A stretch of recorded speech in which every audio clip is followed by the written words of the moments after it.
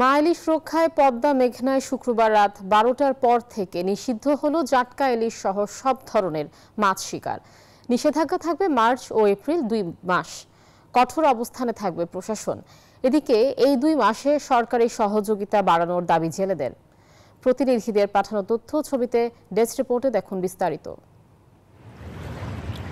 ইলিশের উৎপাদন বাড়াতে পদ্মা মেঘনায় ইলিশ সহ সব ধরনের মাছ শিকারে নিষেধাজ্ঞা দিয়েছে সরকার। শুক্রবার মধ্যরাত থেকে 30 এপ্রিল পর্যন্ত 2 মাস থাকবে এই নিষেধাজ্ঞা।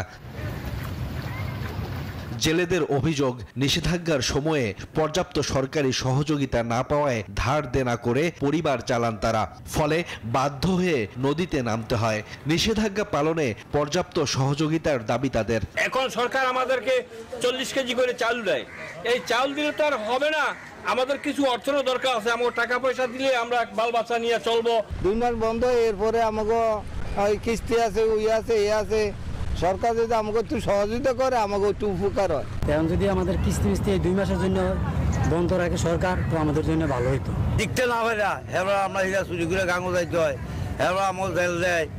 ধরেন আমরা নীল হয়ে যাইতে হয়, আমরা জাল বাইতে দিত, তাহলে মনে করেন আমরা নাও ওষুধটা বয়ে থাকতে পারতাম, কত সুখ শান্তি দিকে ভাত খেতে পারতাম। মৎস্য বিভাগ বলছে, কর্মসূচি সফল করতে সচেতনতামূলক কর্মকাণ্ড চালানো হচ্ছে। জেলে প্রতি 40 কেজি করে 4 ধাপে 160 কেজি করে চাল বরাদ্দ রয়েছে। এই অভিযানে যাতে জেলেরা না নামে, এই কারণে আমরা ব্যাপকভাবে প্রচার প্রচারণা চালাচ্ছি। নদী তীরবর্তী বিভিন্ন ইউনিয়নে আমরা জেলা উপজেলা টাস্কফোর্সের মাধ্যমে আমরা পথসভা করছি, তারপরে জনসচেতন সভা করতেছি এবং জেলে পলিতে গিয়ে তাদেরকে বোঝাচ্ছি। নিষেধাজ্ঞা চলাকালে কেউ নদীতে নামলে 1 বছর থেকে 2 বছর কারাদণ্ড সহ 5,000 টাকা জরিমানা অথবা উভয় দণ্ডে দণ্ডিত হওয়ার বিধান রয়েছে। Desk report, news 24।